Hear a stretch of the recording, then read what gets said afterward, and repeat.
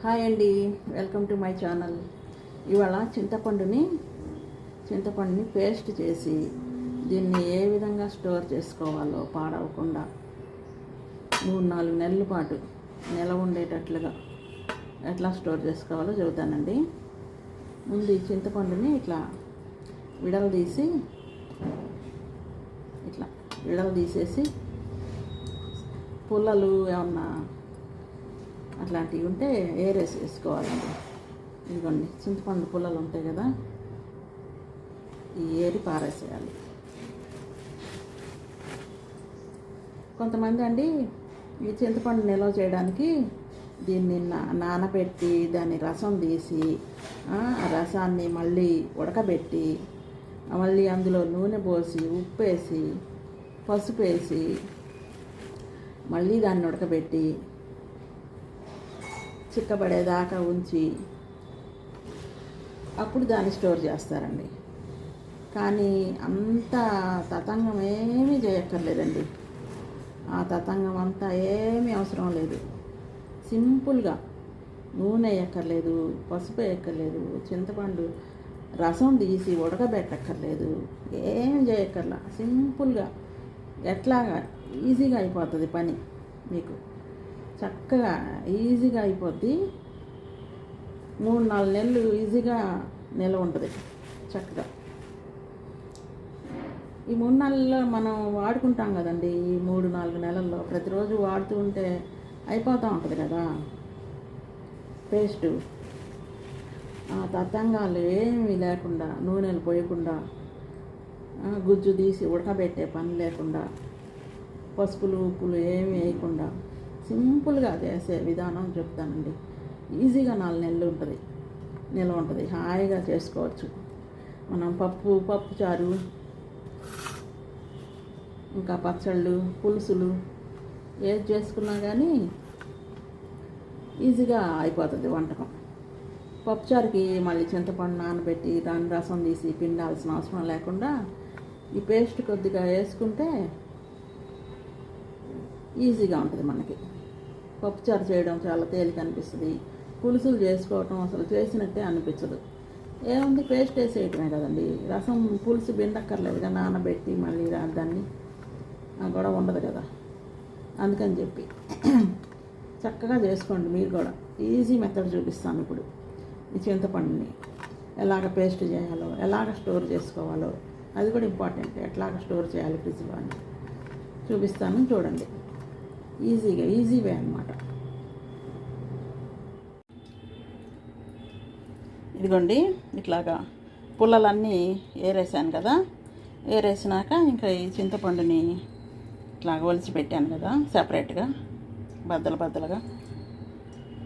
దీన్ని ఈ నీళ్ళలో వేసి ఒకసారి కడుగుతానండి. కడిగి నీళ్లు పారబోస్తాను.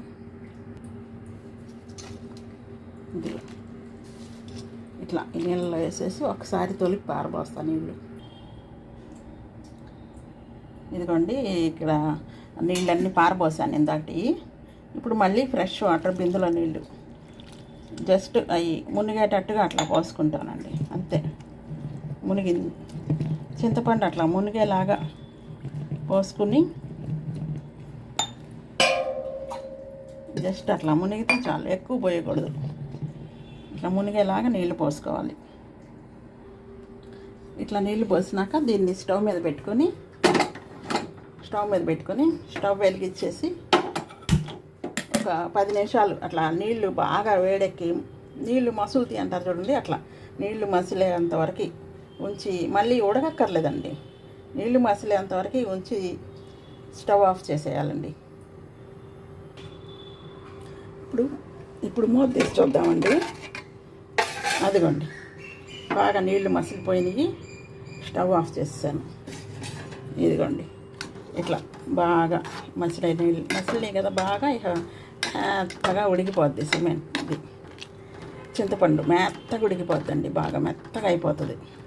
మనం ఈ నీళ్ళన్నీ బాగా చల్లారనివ్వాలి. బాగా చల్లారినాక, మొత్తం చల్లారిపోయినాక అప్పుడు తీసి మిక్సీ వేసుకోవాలండి. ఇదిగోండి, ఇప్పుడు దీన్ని మిక్సీ చేస్తాను. మొత్తం చల్లారిపోయినాక ఇట్లా ఉంది, దీన్ని మిక్సీ చేసేస్తాను అన్నమాట. చల్లారిన చింతపండుని ఇట్లాగా మిక్సీ చేస్తున్నానండి. మిక్సీ చేసేస్తాను, మెత్తని పేస్ట్ చేసేస్తాను. చూడండి, ఇట్లా నలిగిపోయిందండి, మెత్తగా పేస్ట్ అయిపోయింది. దీన్ని ఇలాంటి ఒక ప్లాస్టిక్ డబ్బాలోకి తీసుకోండి. స్టీల్ డబ్బా అయితే పులుపుకి స్టీల్ పాడైపోతుంది, ప్లాస్టిక్ది అయితే ఏం కాదు, అందుకని ప్లాస్టిక్ డబ్బాలోకి తీసుకోవాలి. ఇదిగోండి, ఇంత వచ్చింది చింతపండు పేస్టు. ఇప్పుడు దీన్ని స్టోర్ చేసుకోవడమే జాగ్రత్తగా స్టోర్ చేసుకోవాలండి, లేకపోతే బూజు వస్తుంది. ఎట్లా అంటే స్టోర్ చేసుకుంటాం, దీని మూత ఇదిగోండి, దీని మూత ఇట్లా ఉంది కదా, ఈ మూతకు పైన ఇట్లాంటి పేపర్ వేయాలి.